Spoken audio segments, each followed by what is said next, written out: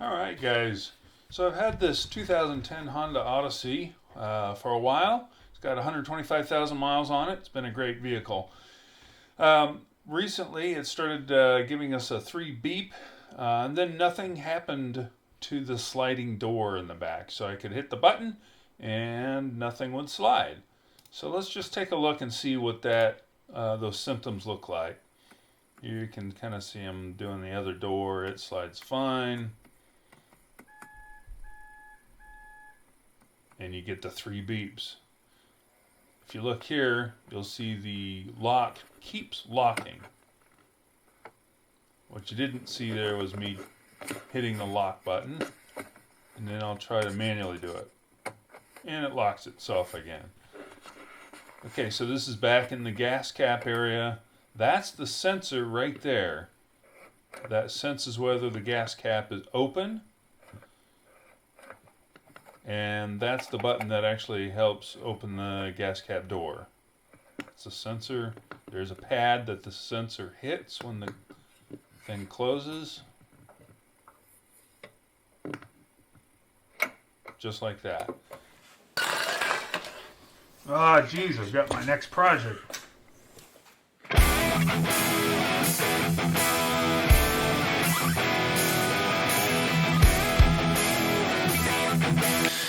Hey guys, thanks for watching. My name's Dan Dunham.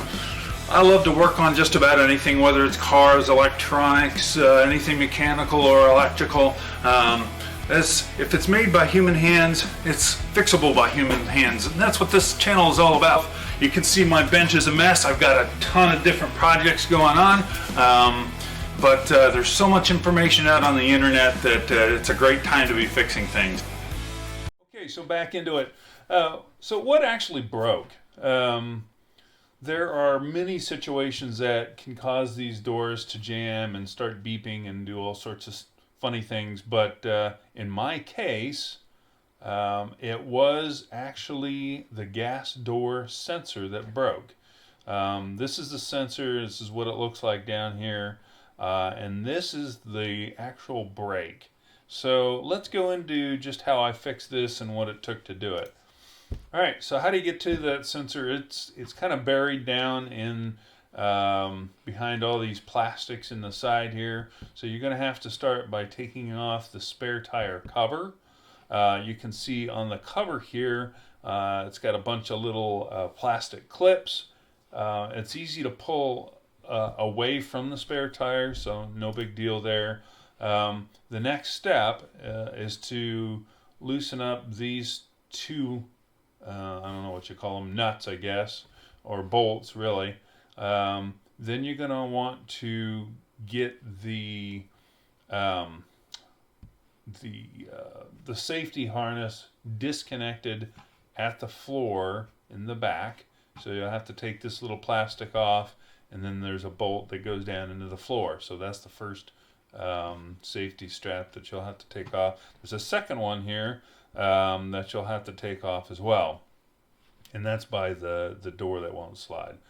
All right, so after you get that done, then you start pulling away the actual side panel itself. You can see there's a bunch of plastic connectors that keep it held up against the metal of the vehicle, and you just kind of carefully pull and snap that away from the vehicle itself. Now, on different models and different years, there may be some other bolts that I didn't run into, so just be aware of that. There's also some mechanism around where these safety straps go into the plastics that you'll have to deal with as well. All right, so to get in and actually see the sensor actuator, it's behind this white panel here that you can pull back. There's also this seat belt connection will have to come out, and then it makes it a lot easier if you just pull this speaker out as well. The sensor switch is right here. You can just barely see it in this picture, but that's where the actual switch is. So you might think about looking and seeing if there's any electrical connections that are having problems or anything like that. All right, so I've got a couple little videos here I'm going to play. This is showing the inside of the panel where the sensor goes. This is the sensor right here that broke. And then if you look, you can kind of see where it's broken a little bit there.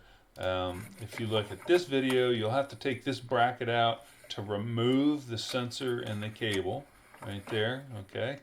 And if you take a look at this video, you'll see how it broke right there at the neck, and you know, it's pretty obvious why it's not working.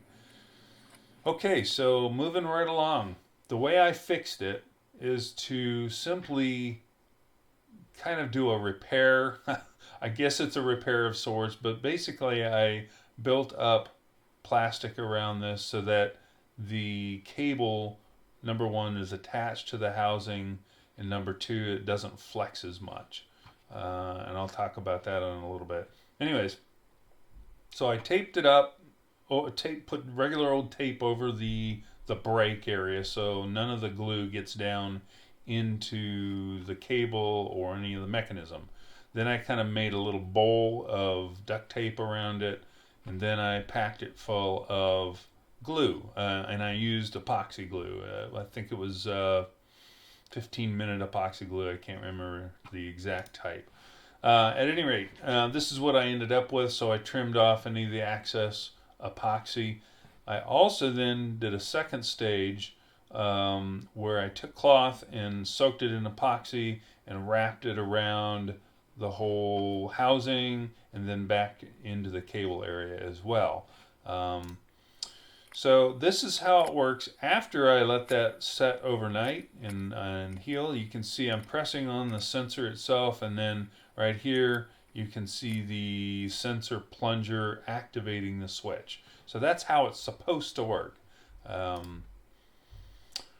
Okay, so this has been working for over a month now, and so I feel like it's been a successful fix. I didn't have to replace the cable. I actually just fixed the cable. You can buy them on Amazon if you want to replace the cable. That's fine too, but kind of gives you an idea of what's involved with this whole process. All right, so obviously you want to test it before you put all the plastics back in place. And in order to test it, I had to reinstall the inner seat belt holder.